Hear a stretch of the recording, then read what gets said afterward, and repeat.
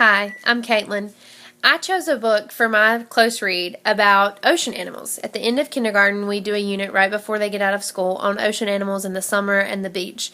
So I chose a story about I'm the biggest thing in the ocean, about a squid who feels like he's the biggest animal in the ocean. And it really puts an emphasis on big, bigger, and biggest, which I think would be a great conversation with my students to maybe understand why the author wanted to point out big, bigger, and biggest.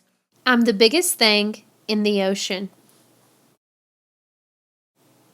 I'm a giant squid, and I'm big. I'm bigger than these shrimp. I'm bigger than these clams. I'm bigger than that jellyfish. We get to this page where they're talking about the jellyfish and how he's bigger than the jellyfish, and every page is focused on bigger and biggest and big in general. So I would like to talk with my kids and maybe ask them why the author used these words. And I feel like the author wants to make a point of the size of the squid, even if he's actually not bigger. His perspective and his view, he thinks he is bigger than any animal in the ocean. So that's a conversation where I could really dig in with my students on how they feel. And how does this squid feel, and how do you think the illustrator and author wanted him to feel by being the biggest thing in the ocean?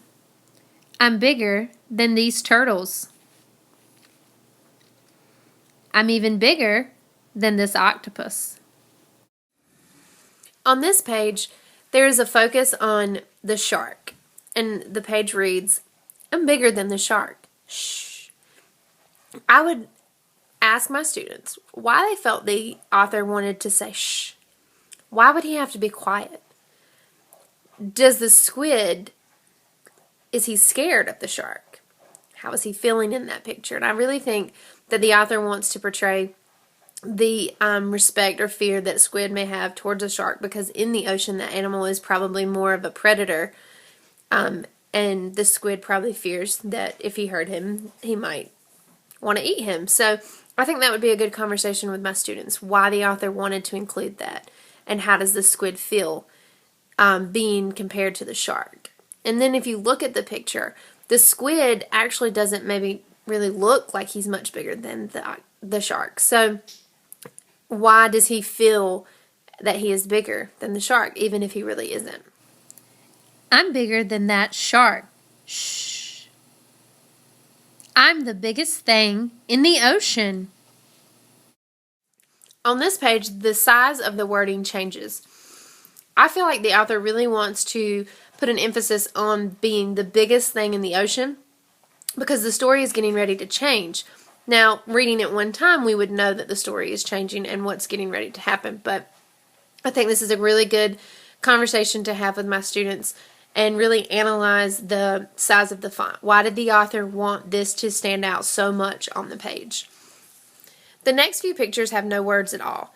And so it really gives me the chance to really think about what the illustrator wants to show in this next few pages. How does the squid feel? At first I think he feels safe, because he's the biggest thing in the ocean. And then all of a sudden the whale becomes a part of the page. And we see him coming closer to the squid and what is about to happen. I think I can have a great conversation with my students on analyzing the illustrations and why is there no words on these pages? What do you think the author wants?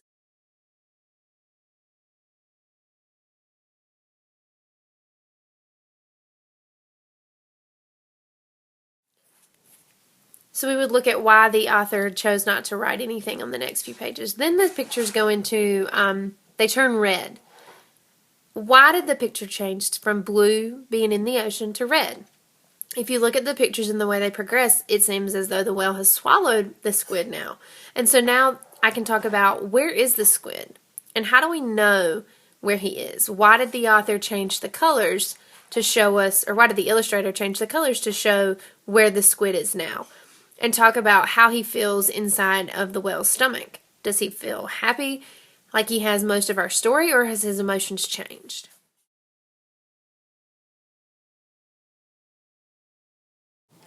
I'm the biggest thing in this whale. Then it ends with a really cute ending of the squid being excited that he's the biggest thing in this well.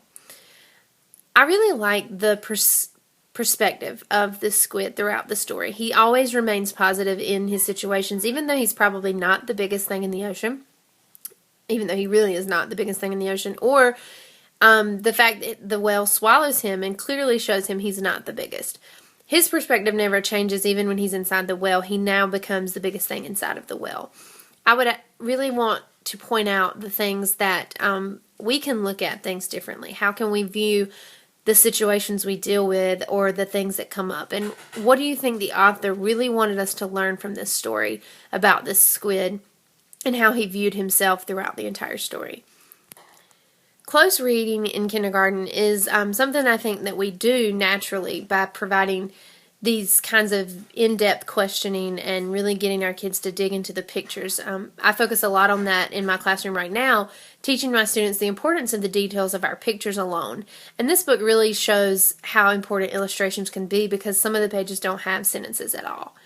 So I really wanted to use this book because I think it would be a book that I can use within my classroom. And learning the close reading strategies and skills I think are great for me, even though I am in kindergarten and my students can't always read the books independently. I can use these questions as a way to really dig in deep and have my kids think critically and analyze pictures and words on a page to see what the author illustrator was really wanting us to take away from our story. The illustrations are very important in kindergarten. They really play a huge role in teaching kids how to read and understanding the pictures and the details of what is in the story. So I chose this book because I think it would be a great way to really dig into that strategy and skill with my kids.